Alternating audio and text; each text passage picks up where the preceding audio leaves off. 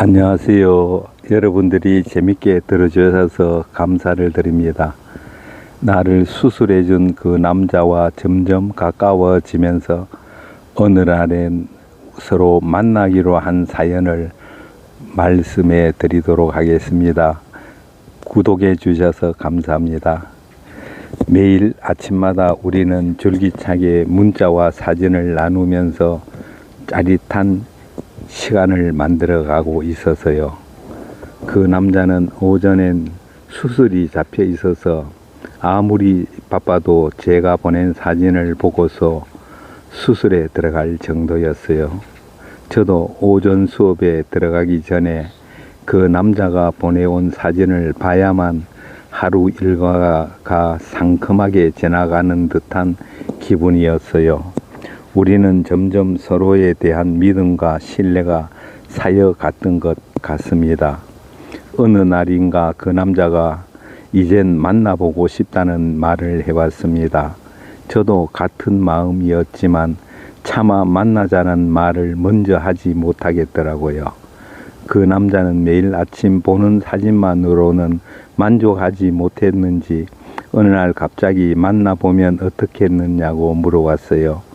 그래서 저는 내심 좋았지만 불안한 감도 없지 않았어요. 만나려면 남편과 아이가 있는 여자가, 그것도 교직에 있으면서 하루 휴가를 내야만 하잖아요. 남편에게는 어떤 핑계를 대야 할지 난감했기에 조금 망설였어요.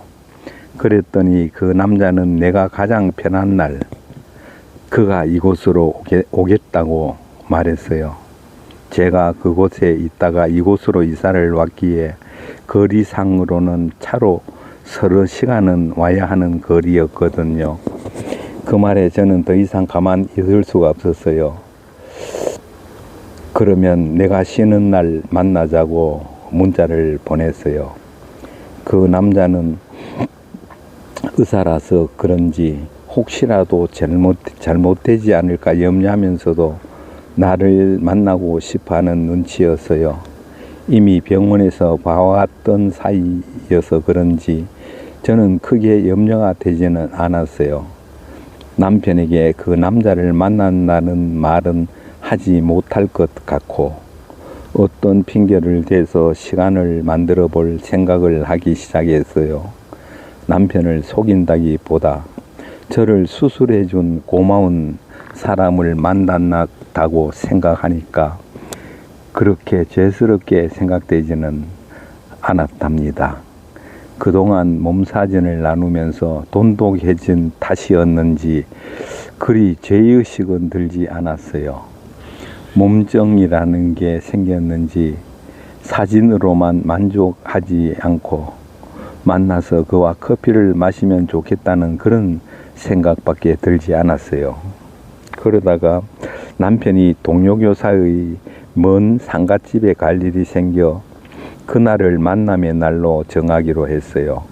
하룻밤을 자고 와야 하는 상갓집이었기에 저는 그날 하루만 연차를 내면 낮 시간에 아이를 유치원에 보내놓고 나면 시간이 될 것 같더라고요. 그래서 그날을 정해서 알려주었더니 그 남자는 무척이나 좋아라 하더라고요. 드디어 우리가 만나볼 수 있는 날이라고 하면서 그 남자는 만나면 제일 먼저 뽀뽀를 해주겠다고 말을 하더라고요. 저는 기분이 무척 좋았죠. 의사가 어린아이처럼 기뻐하면서 만남의 인사로 뽀뽀를 해주겠다는 말에 기분이 엄청 좋았어요. 만남의 그날이 되기까지 저는 남편에게 평범하게 대하면서도 안으로는 무척이나 흥분된 나날을 보냈던 것 같아요. 밤에도 잠자리에서 남편과 하면서 그 남자의 얼굴이 떠오르곤 했어요. 그래서 혹시라도 실수라도 할까봐 신음소리나 그 어떤 소리도 내지 않으려고 애를 썼어요. 남편과 관계를 하면서 이상한 말이 터져 나올까봐 신경을 썼던 거지요. 그랬더니 남편은 자기 할 일만 열심히 하고서 혼자서 폭발을 하곤 만족하더라고요. 관계가 끝나고 욕실로 들어가 씻으면서 저는 일종의 카타르시스를 푼 것처럼 안도의 마음과 함께 그와 만날 날을 기약하면서 혼자서 웃음을 머금기도 했어요. 남편에게 죄스러운 마음을 가지지는 않았던 것 같아요. 그냥 만나서 커피를 마시고 식사를 하면서 그동안 나누지 못했던 이야기들을 나누다가 돌아오면 되는 거겠지, 그렇게 생각했어요. 스킨십이야 있을 수 있지 않을까 하는 그런 생각이었어요. 아마 그가 일찍 출발한다고 해도 아마 낮에 만나서 커피를 마시고 식사를 하면서 이야기를 나눌 것이라 생각했던 거죠. 의사와 환자의 관계, 거기서 조금 더 나아가 문자를 나누던 친구 같은 사이랄까? 랜선 연애를 하는 정도? 만나서 그동안에 하지 못했던 이야기들을 얼굴을 보면서 대화를 나누는 정도라고 생각했어요. 그러면서도 키스 정도는 하지 않을까? 그의 차 안에서 키스 정도는 하리라 생각을 했었어요. 그리고 그날이 마침내 다가왔어요. 남편과 같이 출근 준비를 하고서 아이를 오늘은 내가 유치원에다 데려다 준다고 하고선 집을 나왔어요. 그리고 유치원에 아이를 바래다 주고서 나는 다시 또 집으로 돌아왔어요. 그때부터 마음이 설레이기 시작하더라고요. 아침에 샤워를 했는데도 다시 또 샤워를 하고 싶더라고요. 어젯밤에 남편과 나눈 흔적이 남아 있을까봐 다시 샤워를 하면서 그에게 줄 사진을 찍었어요. 전신 알몸으로 야한 포즈를 취하면서 찍기도 하고 그곳을 클로즈업해서 좀 세밀하게 찍기도 했어요. 멀리서 나를 만나기 위해 찾아오는 그에게 줄 선물이라고 생각하면서 정성스레 찍었죠. 제 마음의 성의였나 봐요. 그러면 아마 그 남자는 매우 기뻐할 거라고 생각했지요. 샤워를 마치고 나와 처음으로 미리 택배로 받아놓은 꽃무늬 망사 팬티를 입어보았어요. 남편에겐 한 번도 그런 팬티를 입어본 적이 없는데 그를 만나기 위해 야한 꽃무늬의 망사 팬티를 입는다는 게 조금 흥분되긴 했어요. 착용감이 엄청 좋더라고요. 거울에 비친 내 몸매가 아직도 탱탱하다고 생각되었어요. 병원에서 보면 젊은 간호사들 사이에서 사는 그 남자가 보면 눈이 커질 거라고 생각하며 저 혼자 슬며시 웃음을 짓기도 했어요. 마치 그에게 몸매를 보여주기라도 할 것처럼 저 혼자서 온갖 상상을 하면서 팬티와 브라를 세트로 맞춰서 입고서 미니 스커트와 자켓을 골라서 입고 보니 교사의 티가 나지 않는 미시로 보이는 거 있죠. 거울에 비친 내 얼굴엔 어느새 상기된 표정이 그대로 나타나더라고요. 옅은 향수도 뿌리고 속옷에도 향수를 살짝 뿌렸어요. 오늘은 화장도 좀 환하게 또 밝게 하고 싶었어요. 어디 만찬에 초대를 받아서 가는 것처럼 좀 화려하게 차려서 입었던 것 같아요.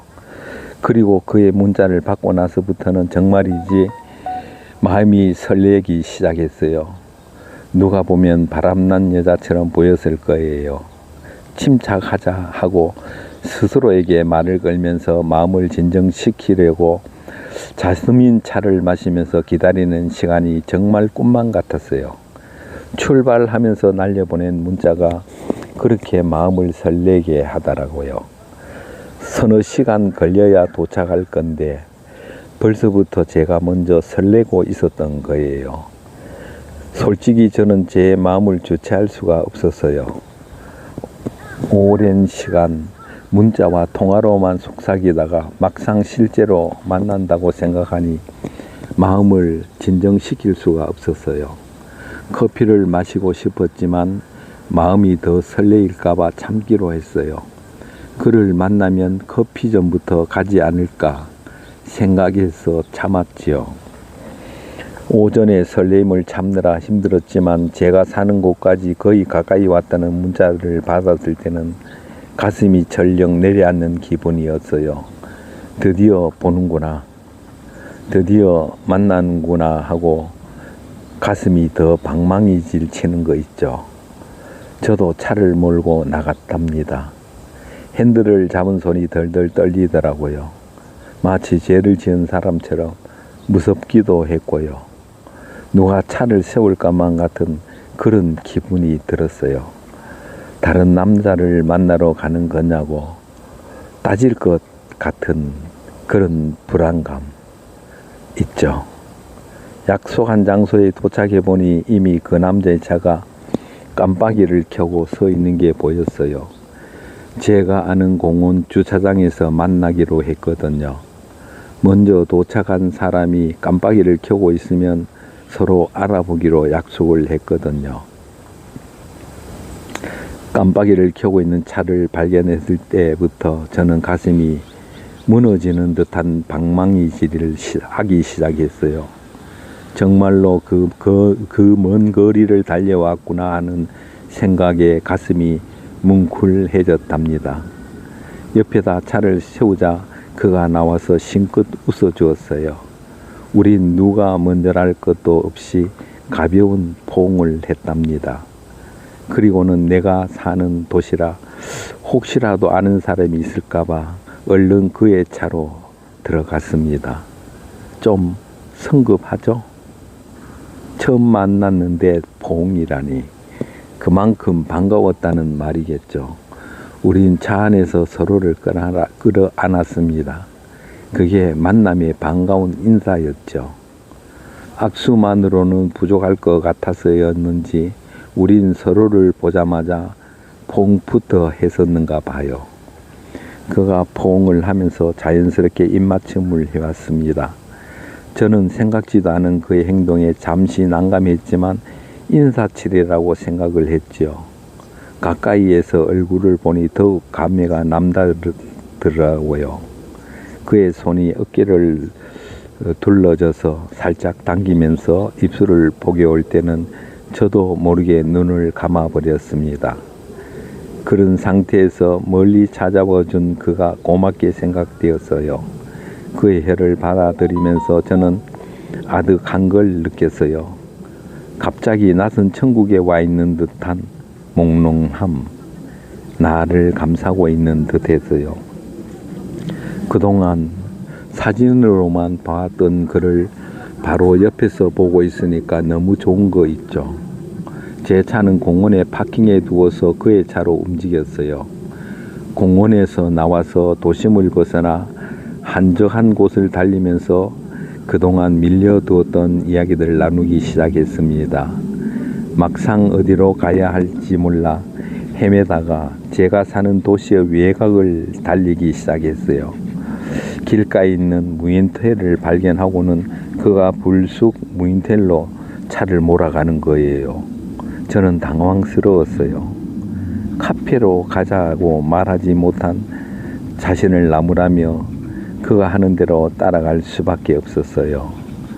무인텔이라는 곳이 그런 한적한 곳에 있다는 것이 믿기지가 않았지만 우리처럼 갈 곳을 몰라 헤매는 이들을 위해 산 밑의 길가에 왜 따로 서 있었는가 봐요. 커피를 마시거나 식사를 먼저 할 줄 예상했던 그의 행동, 저는 그의 행동에 잠깐 놀랐지만 어쩔 수 있겠어요. 그냥 말없이 앉아있으면서 그의 표정을 살피기에만 바빴어요. 혹시 기분 나빠하지는 않았을까 하고 괜히 염려하면서 그가 손을 내미는 대로 그의 손을 잡고서 2층으로 올라갔어요. 1층에다 차를 주차하고서 곧바로 2층으로 올라가도록 구조가 돼 있더라고요. 바깥에선 누구도 알아볼 수 없도록 주차장의 입구가 차단되고 차에서 내리면 곧바로 2층 방으로 올라가도록 되어 있는 구조였어요. 방에 들어서자마자 그는 급한 듯이 움직였어요. 저를 끌어안고서 정식으로 포옹을 하고선 입맞춤을 해왔어요. 저를 끌어안은 손은 어느새 저의 엉덩이를 어루만지면서 가슴을 더듬기 시작했어요. 잠시만요. 숨 좀 돌리고요. 기분이 이상해요. 저의 말에도 그는 멈추지 않았어요. 오히려 안심하라는 말을 하면서 더욱 딥한 키스를 해오고 있었어요. 이번엔 엉덩이와 가슴을 어루만지던 손이 저의 가랑이 앞쪽을 파고들면서 만지기 시작했어요. 제가 말을 하지 못하게 입을 포갠 채로 혀를 깊이 들이밀었어요. 저는 그의 혀를 받아서 빠느라 정신이 없었고 그동안에 그의 손은 이미 저의 팬티를 활짝 내리고서 그곳을 탐닉하고 있었어요. 사진으로 보던 거기 맞죠? 그가 묻는 말에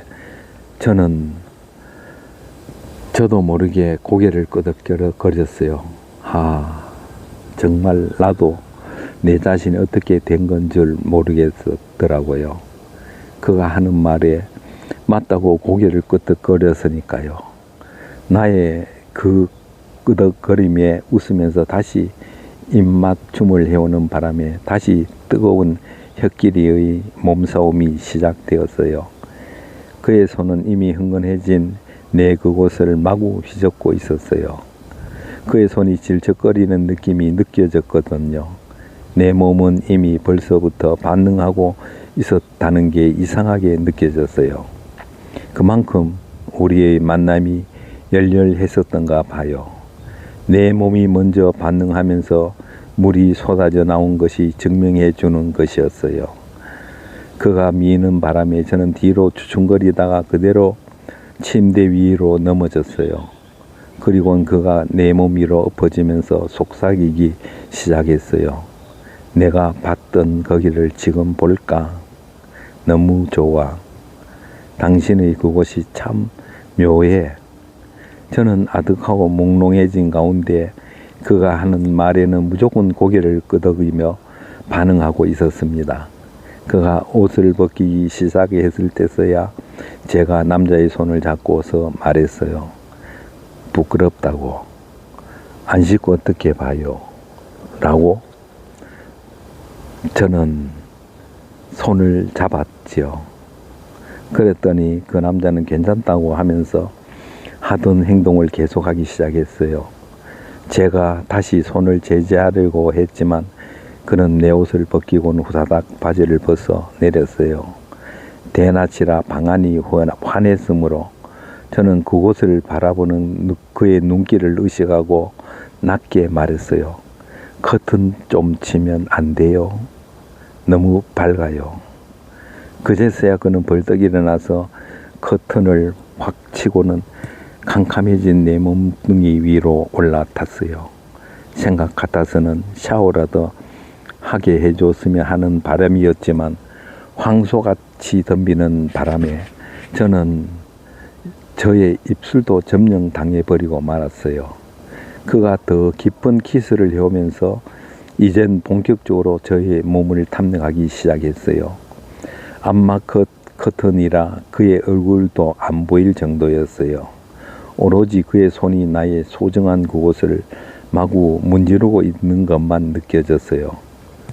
나의 그곳이 제일 중요한 곳인 것처럼 조금은 거칠게 그곳을 부비다가 어느 순간 갑자기 무겁고 둔중한 것이 내 안으로 들어왔어요.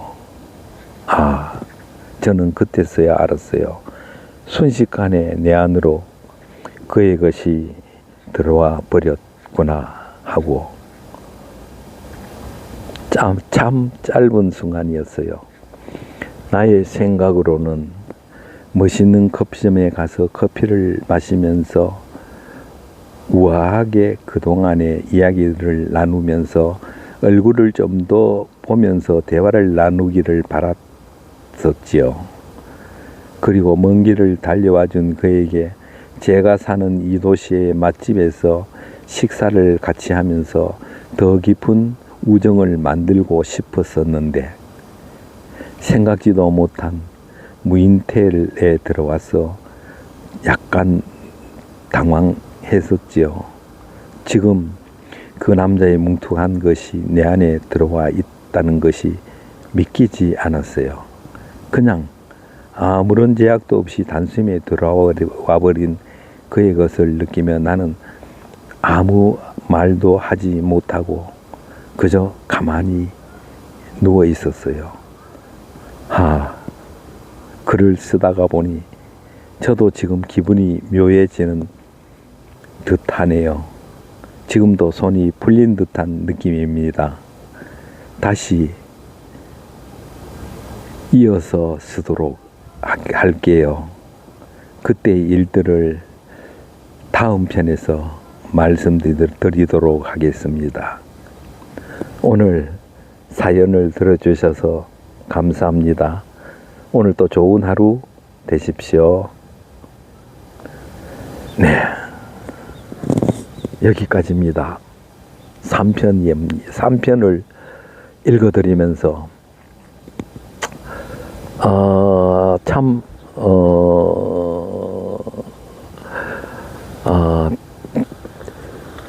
아름다운 사랑이라고 해야 되나요? 아니면 뜻밖의 사랑이라고 해야 되나요? 두 사람이 기어코 만났습니다. 그렇죠. 30대 후반이면은 만나게 되겠죠. 왜 안 보고 싶겠어요? 서로 문자를 나누고 아침마다 그곳의 은밀한 사진을 바라보면서 애를 태웠을 텐데 만나고 싶지 않겠어요? 만나서 남자와 여자가 만나면은 무슨 일이 일어날까요? 당연하죠. 네, 오늘 여기까지 말씀을 드렸습니다. 아무튼 사랑이라고 해야 되겠죠. 한번 스쳐간 사랑도 사랑인 건 맞아요. 네, 사람의 인연이라는 것이 그렇습니다. 만나고 헤어지고 만나고 헤어지고 영원한 것은 없다고 봅니다. 다음 편을 기대해 보겠습니다. 감사합니다. 구독과 좋아요 부탁드리겠습니다. 감사합니다.